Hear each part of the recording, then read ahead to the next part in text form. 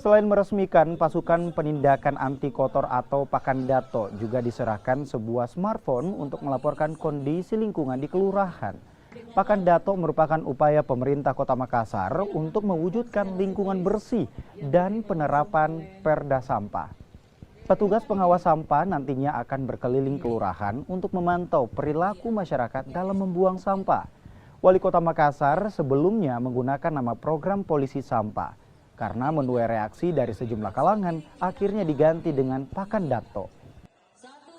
Pakandato itu dalam bahasa tradisional memperingatkan. Pakandato jadi teguran yang sedikit keras.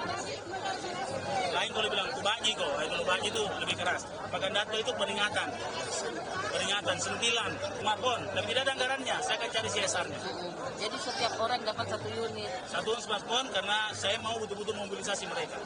Bahkan kemungkinan saya akan belikan mereka sepeda.